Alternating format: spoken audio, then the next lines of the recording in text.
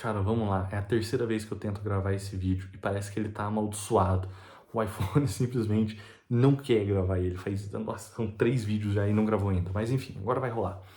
Gente, meu nome é Léo, você tá no canal Espaço Wrestling BR, um canal destinado à luta livre, WWE e conteúdos desse tipo. Se você curte e quer acompanhar mais um canal desse nicho, se inscreve aí, você vai gostar dos vídeos, a gente vai trocar bastante ideia, sempre de modo bem respeitoso, bem tranquilo e sem muita firula, tá? Esse vídeo aqui vai ser pra gente tratar sobre a noite 1 da WrestleMania 42, que acabou há mais ou menos meia hora atrás. A gente vai conversar um pouquinho sobre as lutas, a nota que eu vou dar para essas lutas, uma análise bem breve sobre essa primeira noite, porque lá na segunda-feira eu pretendo fazer um vídeo unificando a noite 1 e noite 2 e falando um geral sobre o que eu achei do espetáculo em si, tá? Hoje a gente vai falar mais especificamente luta a luta, o que eu achei, as coisas importantes, as coisas que eu não achei importante, o que eu achei que poderia ser melhor, enfim, é isso aí. Vamos lá. Para começar, a gente teve a abertura do show com uma tag team match, né? Tô com uma colinha aqui, entre os The Usos e o LA Knight contra a Show Speed e o Division. Cara, eu tenho um probleminha de falar Division, tá? O Logan Paul e Austin Theory, cara, os dois são bons lutadores, mas pensar que esse projeto começou com Seth Rollins liderando Bron Breakker e Big Bronson Reed, e hoje em dia a gente tem Austin Theory e Logan Paul representando a Division, é deprimente. Junto com a Show Speed, é complicado, cara, é complicado. Mas enfim, vamos ver o que eles arrumam, né? Ainda tem tempo pra salvar essa stable aí. Cara, o que dizer? Essa luta foi uma luta de abertura, uma luta pra animar a galera. Foi uma luta fraquinha, uma luta bem fraquinha.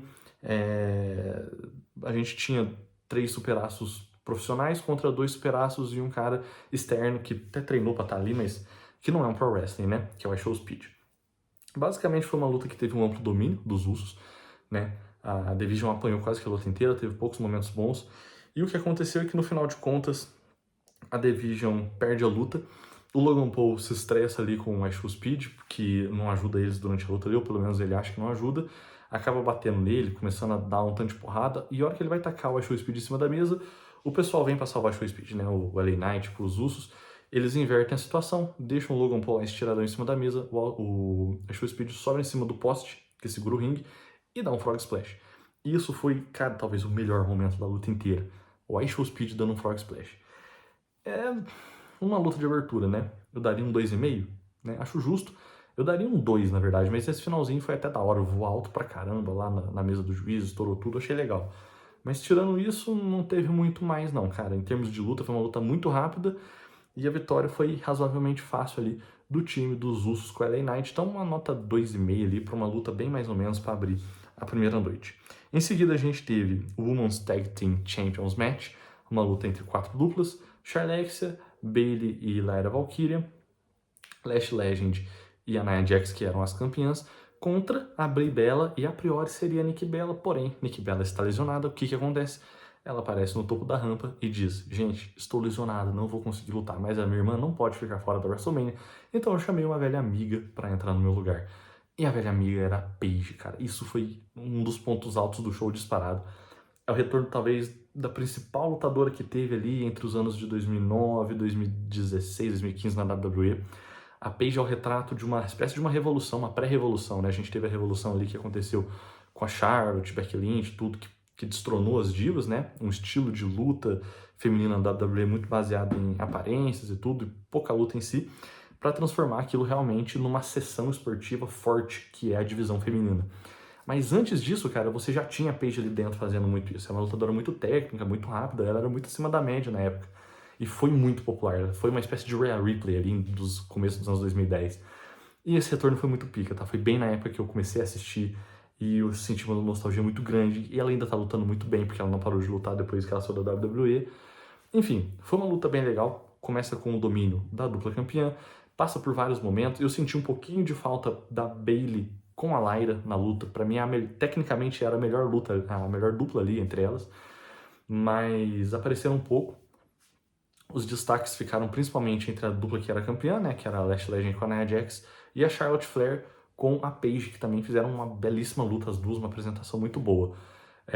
E o booking dessa luta foi Nia Jax e Lash Legend razoavelmente dominantes na batalha. A Brie Bella ficou em ringue ali apanhando por uns 10 minutos, e quando a Paige entra, ela entra, limpa todo mundo, e passa uns 5 minutos ali, quando a Lash Legend vai fazer o pinfall, acho que na Bayley, né? A Paige vai lá, atrapalha o pinfall, pega, finaliza ela e bate para 3, vitória da Paige. Brie Bella e Paige, novas campeãs de dupla. Nikki Bella não estava nesse combate, então ela não é campeã de dupla. Quem é a Brie Bella e a Paige, tá? Achei legal. Essa luta, sim, foi boa, bem melhor do que a primeira que a gente teve na noite. E se eu tivesse que dar uma nota pra ela, cara, essa luta aqui seria uma nota 3,75, 3,5, vamos pôr 3,5 é justo, né? Tecnicamente boa, um tempo ok. Acho que alguns lutadores poderiam ter se destacado mais, por exemplo, Bayley e Layla Valkyrie, que eu já citei, mas Alexa Bliss também não fez um grande combate. E é isso, né? Eu acho que, na verdade, tô até lembrando que eu acho que o pinfall foi em cima da Alexa Bliss, né? Que se atrapalhou toda ali na hora de finalizar o combate. E eu acho que foi isso mesmo, tenho quase certeza que foi na Alexa Bliss. E é isso aí. Em seguida, a gente teve o combate entre Drew McIntyre e Jacob Fatu, num combate sem regras e sem responsabilidade da WWE, que eu esperava mais, tá bom? Esse combate ele tinha tudo para ser talvez o principal combate da noite, em termos de violência, em termos de porradaria e tudo. E vocês vão ver que não foi, tá? Foi bom, foi um combate legal, foi um Extreme Rules clássico, né? Paulada, mesa sendo quebrada e cadeirada pra tudo quanto é canto, teve até cintada no meio da luta. Mas foi uma luta rápida, cara. Foi uma luta rápida que, cara, eu esperava que talvez fosse quebrar a barricada, entrar no meio da galera e se bater, se jogar de algum lugar muito alto um no outro. Não rolou meio que nada disso, sabe? Foi um combate bem tradicional de Extreme Rules mesmo, vamos falar assim. O combate termina quando o Jacob Fatu dá um Mary Moonsault em cima do Drew McIntyre na mesa, né? E, cara, o que eu penso sobre o resultado dessa luta? Tem uma questão que eu acho que é muito interessante também. O Drew McIntyre, por mais que a gente às vezes ache que ele é muito injustiçado, e ele também é um lutador de 40 a mais, né? Ele já tem mais de 40 anos, ele já não tá no começo de carreira, talvez a gente esteja falando de um lutador que lute mais uns 5 ou 6 anos, né? Imaginando, dependendo do físico dele, mais uns 5 ou 6 anos e ia se aposente. Então ele já é um lutador, vamos dizer bem a verdade, em reta final de carreira. Embora ainda lute bem pra cacete, esteja com um físico excelente. E o Jacob Fatu, cara, é um cara de 30 anos, um cara de 10 anos mais jovem, um cara que ainda tem muito tempo de carreira pela frente. Ele é um lutador dominante, é um lutador de potência, ele tem técnica e ele tem apelo popular. Então, por mais que eu quisesse que o Drew vencesse, eu entendo a decisão da WWE de, nesse momento, elevar o Jacob. E elevar um lutador, dando pra ele uma vitória em cima do Drew McIntyre numa WrestleMania, pô, um cara que é 3 vezes campeão da WWE, interessante, né? Então, assim, faz sentido a decisão da vitória do Jacob Fatu. Mas sobre a luta em si, uma luta ok. Uma luta sem nada demais, na minha opinião. Uma luta boa, alguns momentos pra lá, alguns momentos pra cá, alguns momentos ficou meio lenta. Cara, eu vou dar uma nota 3,25 pra essa luta. Se a luta das meninas foi 3,5, essa luta foi um pouquinho pior do que a luta das meninas. 3,25 é uma nota justa. Em seguida, a gente tem o ponto alto da WrestleMania. Esse vídeo tá com 8 minutos. É mais ou menos o tempo que os outros vídeos foram cancelados. Então, vou tentar ser rápido daqui pra frente pra eu não perder mais um. Cara, o ponto alto. Seth Rollins versus Gunther. Basicamente, a gente tem aqui um duelo de heel contra heel. É muito difícil de você bucar isso, porque o apelo popular não tá com nenhum dos dois. Geralmente. Nesse caso, estava com o Seth Rollins, nitidamente. Mas, enfim, os dois são heels. E, cara, como que você faz um combate legal com dois heels? Do jeito que foi feito esse. Os dois trocando pancada o tempo inteiro, um equilíbrio total. Era Crossline para um lado, Crossline para o outro. Era chope de um lado, chope do outro. Era 2 Suicide Dives seguidos pro Seth Rollins, para 2 Powerbombs seguidos do Gunther. Era um Stomp do Seth Rollins para um Bear Hug do Gunther. O tempo inteiro, os dois se quebrando na mesa, os dois se quebrando no apron. Cara, foi uma luta insana. O que esses dois produziram hoje foi um clássico do wrestling, cara. O Gunther, um lutadoraço, e o Seth Rollins é o meu lutador favorito, tá? É um absurdo que esse cara consegue fazer de luta boa, cara. É um absurdo. Ele não é o mais rápido, ele não é o mais técnico, ele não é o mais mauzão, mas ele é talvez o lutador que mais consegue repetir lutas 4, 5 estrelas entre todo o elenco. É impressionante, esse cara só faz clássico. Feito isso, cara, a luta foi muito boa, finalizou-se ali com... peraí, ó. Tinha um bicho ali.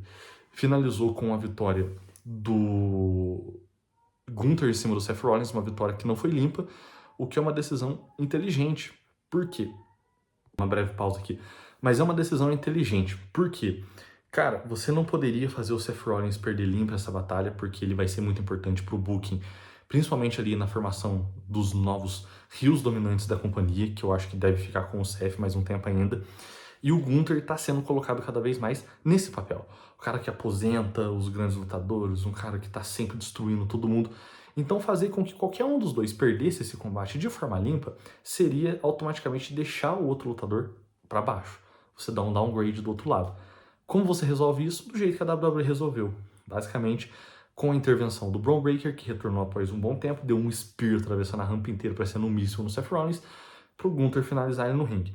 Desse jeito, o Seth não sai por baixo, porque ele perde a batalha, porém perde roubado. E o Gunther também não, porque no final de contas ele venceu o Seth Rollins numa WrestleMania, que é uma baita vitória. É um baita cartaz. Então assim, cara, vale a pena a gente pensar por esse lado, tá? Do modo geral, foi um clássico, foi uma lutaça, foi uma luta porra, sensacional, não parou um segundo. Era golpe de um lado, golpe do outro, não dava pra você piscar, não dava pra você ir beber água, que aconteceu alguma coisa. Eu vou dar uma nota, cara, 4. Eu vou dar 4,5, porque depois eu quero sentar com calma e analisar melhor, mas tem potencial pra virar uma nota 5, tá? Por lutaça, ponto alto dessa noite. Em seguida, AJ Lee e Becky Lynch, aqui vai ser rápido. Não gostei dessa luta. É uma luta sem ritmo. Cara, a AJ não vem fazendo boas lutas desde que ela retornou. E a Becky, nesse papel de heel, ela é uma lutadora que basicamente ela rouba, né, pra vencer as lutas, né? Ela tentou roubar com a juíza o tempo inteiro, intervindo, fazendo a juíza perder o foco da luta.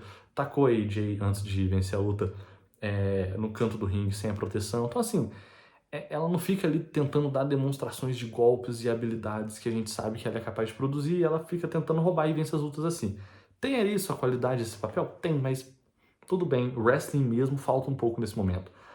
E, cara, foi um combate ok, razoável. De razoável pra médio. Na verdade, os dois são mesmo, né? Médio e razoável, mas de razoável pra baixo, tá? Eu, sinceramente, não curti muito. Nota, vou pôr 2,5 aí, tá? 2,5, mais ou menos a mesma nota do começo do show. Uma luta poderia ter sido num show semanal, infelizmente. Por uma WrestleMania foi fraco, tá? Em seguida, a gente teve Stephanie Vaquer e Liv Morgan, e aí o cenário muda totalmente. Isso é uma luta muito boa. Isso é uma luta bem construída. Um cenário onde a gente tem uma lutadora que domina uma boa parte da luta, que foi a Stephanie Vaquer. A Vaquer, pra mim, é a minha lutadora favorita hoje. Tecnicamente, não tem outra que faça, que aplique os golpes com tanta maestria quanto ela aplique. Cara, ela é muito boa lutadora, ela é rápida, ela é forte, ela é técnica ao extremo, é excelente. E do outro lado você tem a Liv Morgan, que é muito boa, também é rápida, e é uma vilã clássica, ela tenta usar golpes baixos, se dá, ela tenta ajuda externa para conseguir vencer a luta, e foi como ela venceu, com a ajuda do Judgment Day, figurados ali na Roxanne Perez e na Raquel Rodrigues, que interferem na batalha, de modo com que em algum momento ali a Vaquer se distrai, acaba sendo jogada nas escadas, jogada para dentro do ringue, acerta um Oblivion nela, a Liv Morgan, para 3.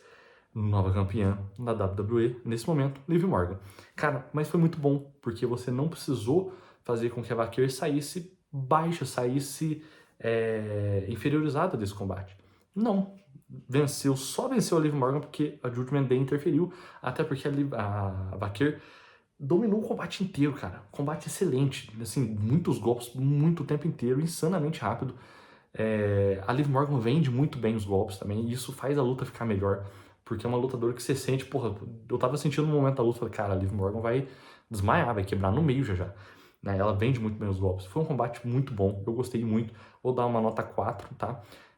Gosto da ideia da Liv Morgan campeã, ao mesmo tempo gostaria de ver a Vaquer mais um tempo nesse título, mas talvez esteja na hora dela trilhar algumas outras fields aí, enfim, vamos ver o que a WWE vai fazer com a Vaquer. Tomara que não estrague, né? Por favor.